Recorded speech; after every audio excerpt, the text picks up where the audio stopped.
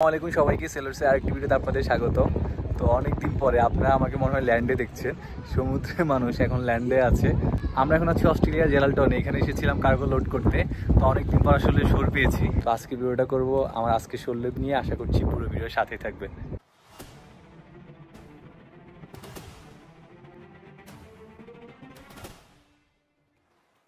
এই গাড়িটা Australian cement club থেকে প্রোভাইড করা হয়েছে। ওরা ঠিক আমাদের জাহাজের সামনে থেকে আমাদেরকে নিয়ে নিছে। তো এই গাড়িতেও আরও কয়েক দেশীয় সিমেন্টরা আছে, ওরা অন্য জাহাজ থেকে এসেছে। নর্মালি একটা জেরির জন্য ওরা একটা গাড়ি প্রোভাইড করে। তো আমরা সবাই মিলে একত্রিত হয়ে এই গাড়ি করেই পোর্ট থেকেই বের হই। প্রথমে আমরা হলো অস্ট্রেলিয়ান সিমেন্ট ক্লাবে যাই। এটাই হলো অস্ট্রেলিয়ান সিমেন্ট ক্লাব। মূলত ওরা এই অফিস থেকেই এখানকার সকল মেইনারদেরকে বিভিন্ন ছোটোখাটো সার্ভিস দিয়ে থাকে। তো আমরা এর ভিতরে যাই। এখানে দেখলাম ছোটোখাটো একটা শপ আছে, তবে আমি মূলত এর ভিতরে গিয়েছি ইউএসডিকে অস্ট্রেলিয়ান ডলারে কনভার্ট করতে। তো আমি টুকটাক আজকে কেনাকাটা করবো, শুধুমাত্র আমার জন্য না, আমার জাহাজে কয়েকজনের জন্য কেনাকাটা করতে হবে, জন্য কিছু ডলার ভেঙে নিলাম। তারপর সিমেন্ট ক্লাব থেকে আমরা হেঁটে এখানে চলে আসি, মাত্র 2 মিনিটের পথ। তো আসলে এটা শুধুমাত্র পার্ক না, এখানে বিচ হতে শুরু করে মার্কেট, রেস্টুরেন্ট সব কিছুই আছে। ডিউটি শেষ করলাম 12টা বাজে। 12টা বাজে সেকেন্ড স্যার বললো সরে যাবে নাকি, ক্যাপ্টেন স্যার সরে যাবে। তো এক বাক্যে রাজি হয়ে গেলাম, জাস্ট রেডি হয়ে 12:30 বাজে বের হয়ে গেলাম। তো আমার অবস্থা আজকে এমন যে কোথায় আসছি কোথায় যাচ্ছি কিছু জানি না, শুধুমাত্র জানি যে জেরাল্টনে আছি।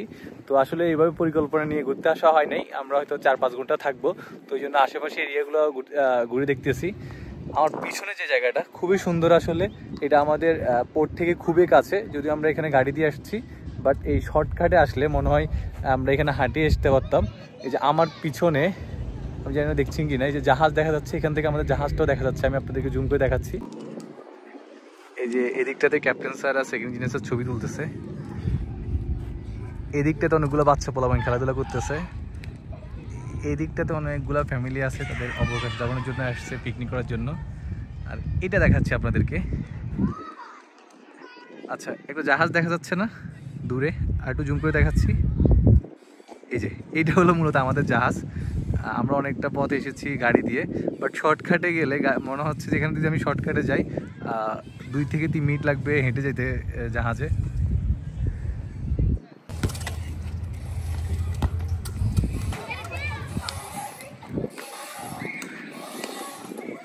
They are enjoying their vacation time, maybe.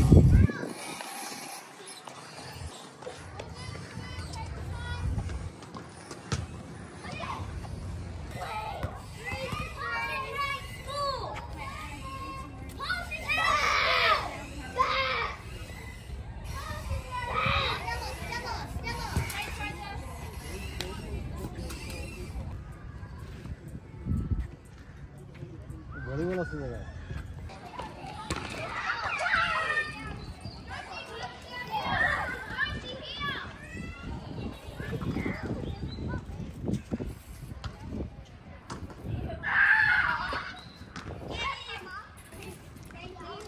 জায়গাটা একটু দেখেন, প্রিয়জনের সাথে এই যে সমুদ্র দেখতে দেখতে দোল খাচ্ছেন, জাস্ট অন্যরকম।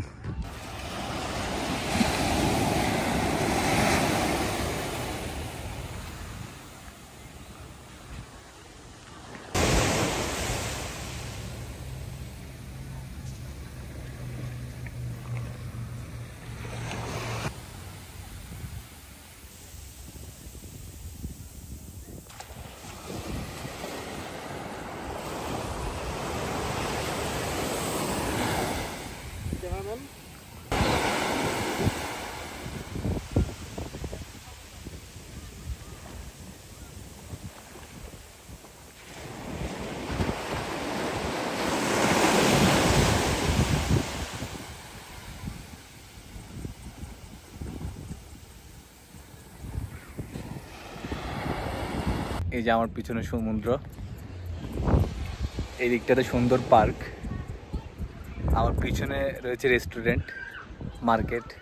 তো আমাদের ক্ষেত্রে কি হয়, আমরা যখন কোনো পোর্টে আসি ঘুরতে যাই, তো নর্মালি 5 থেকে 6 ঘন্টার মতো পাই, বা 7 থেকে 8 ঘন্টার মতো পাই। তো দেখা গেছে যাতায়াত করতে করতে 3-4 ঘন্টা চলে যায়, আর 4-5 ঘন্টাতে সময় পাই মার্কেট করতে করতে শেষ হয়ে যায়। ওই জন্য দেখা গেছে এইসব পার্কে বা বিভিন্ন ধরনের যে জায়গাগুলো আছে ওইগুলোতে যাওয়া পসিবল হয় না। বাট জেরাল্টনে এসে মানে ফুল একটা প্যাকেজ, ঠিক পোর্টের কাছে এত সুন্দর একটা জায়গা খুব কম পোর্টে পাওয়া যায়। তারপর এখানে মার্কেট, এখানে বিচ, এখানে রেস্টুরেন্ট, একেবারে ফুল একটা প্যাকেজ বলা যায় জেরাল্টন।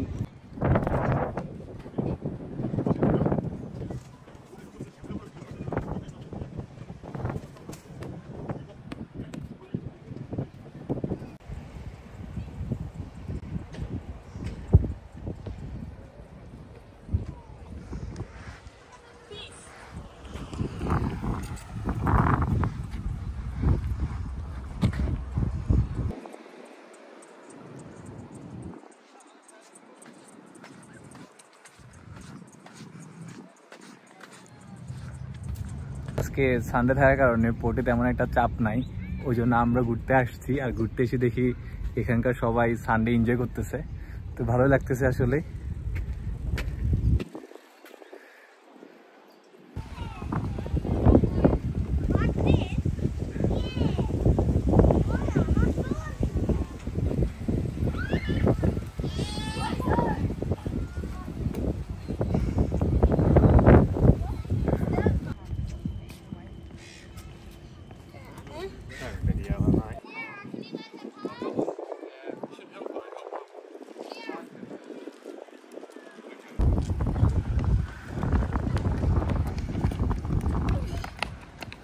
এই এরিয়াটা এত বড়, এই পার্কটা এত বড়, আমি 2 ঘন্টা ধরে হাঁটতেছি বাট শেষ হচ্ছে না। আমি ভাবলাম সানডেতে কি ব্যাপার, এত কম মানুষ, আরও বেশি মানুষ থাকার কথা, কিন্তু দেখা যাচ্ছে যে কম মানুষ মনে হলো এত বড় এরিয়াতে। সব জায়গায় সবাই ছড়িয়ে ছিটিয়ে আছে, আসলে সবাই সবার মতো এনজয় করতেছে, ফ্যামিলি নিয়ে এক একজন এক এক জায়গায় বসছে। তো দেখা গেছে এই পুরো এরিয়া জুড়েই কাউকে না কাউকে দেখা যাচ্ছে, সবাই সবার ফ্যামিলির সাথে এনজয় করছে। ফ্রেন্ডে আছে, কেউ ফ্যামিলি নিয়ে বসেছে, এই যে কেউ সমুদ্র দেখছে, আবার কেউ যে এখানে সার্ফিং করছে, কেউ আবার বোট রাইড দিচ্ছে। মোটামুটি এরিয়াটা একটা ফুল প্যাকেজ বলা যাচ্ছে। তো এটা আপনাদের কাছে হামরি কিছু মনে না হতে পারে, বাট আমাদের জন্য এটা অনেক কিছু। আসলে পোর্টের পাশে এত সুন্দর জায়গা পাওয়াটা খুবই টাফ।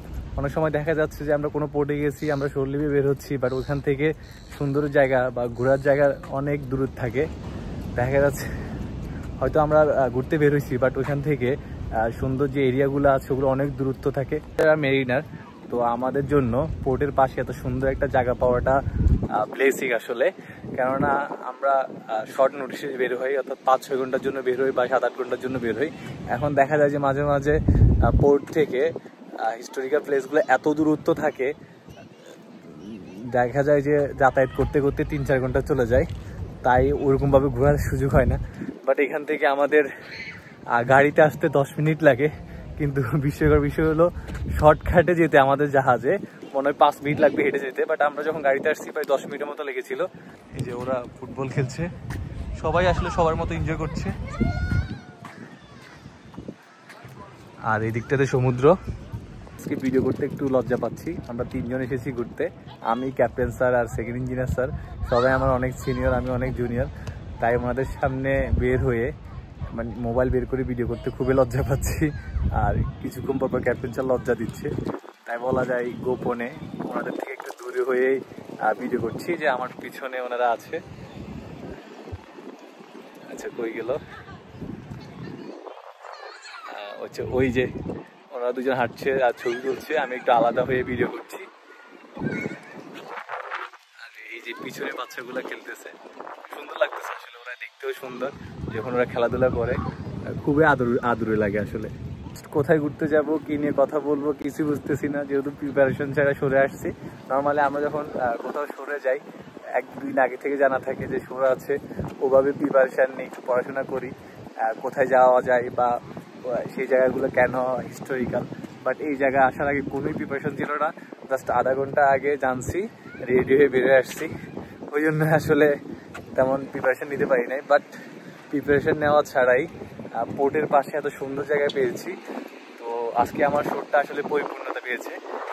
এই যে সমুদ্র, মানে আজকে 4 মাস সমুদ্রে ছিলাম, তারপরও কেন জানি সমুদ্রেই কাছে টানে। আর পিছনে সমুদ্র, তবে এই সমুদ্রের সাথে আর অন্যদিন যে সমুদ্র দেখেছেন তফাৎ আছে। অন্যদিন আপনাদেরকে সমুদ্র থেকে সমুদ্র দেখিয়েছি, আর আজকে আমি ল্যান্ডে থেকে আপনাদেরকে সমুদ্র দেখাচ্ছি। আসলে অন্যরকম ব্যাপার। সূর্যের সাথে আমার কি সমস্যা আমি জানি না, আমি যখনই ভিডিও করতে যাই ঠিক তখনই সূর্য আমার অপোজিট ডিরেকশনে থাকে। এই যে দেখেন আমি এখন কথা বলতেছি, আমাকে একটু ফর্সা লাগতেছে কারণ আমি সূর্যের বিপরীত পাশে দাঁড়িয়ে আছি। বাট সমস্যা হলো আমার পিছনের ভিউ ততটা সুন্দর না। আমি এখন আপনাদেরকে আরেকটা ভিউ দেখাচ্ছি, দেখেন জাস্ট এই ভিউটা দেখেন, অনেক সুন্দর একটা ভিউ। বাট আমি যখন আপনাদেরকে এই ভিউটা দেখাতে যাব তখন কিন্তু আমাকে আপনারা দেখতে পারবেন না। যে আমি জানি না আমাকে স্ক্রিনে দেখা যাচ্ছে কিনা, কারণ আমি এতটা কালো, তার উপর হলো আমি যদি সূর্যের বিপরীত পাশে দাঁড়িয়ে ভিডিও করি তখন আমাকে দেখাই যায় না। আসলে আমি জানি না যে আপনারা আমাকে দেখছেন কিনা, যেহেতু সূর্যের বিপরীত পাশে দাঁড়িয়ে কথা বলতেছি। তো আসলে আমরা যারা কালো তাদের জন্য আসলে কিছু বলার নাই, আসলে কষ্টে কিছু বলতে পারতেছি না।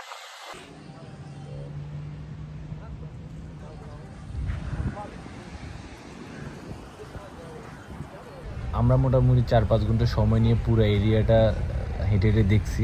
তারপর আমরা মার্কেটের দিকে গেলাম, যেহেতু কিছু কেনাকাটা করতে হবে। যদিও আমি আমার জন্য কেনাকাটা খুবই কম করব, আমার জাহাজে কয়েকজন সরে আসে নাই, তাদের জন্য কিছু কেনাকাটা করতে হবে। এই জন্যই মূলত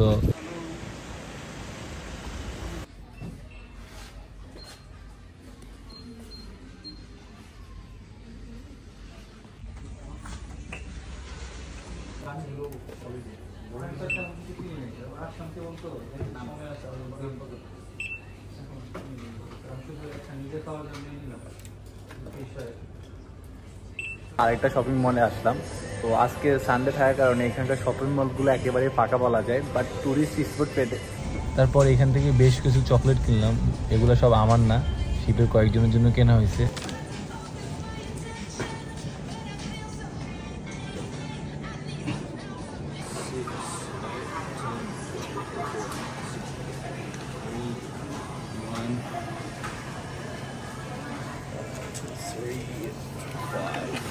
It's 20 salt. No, I do not take.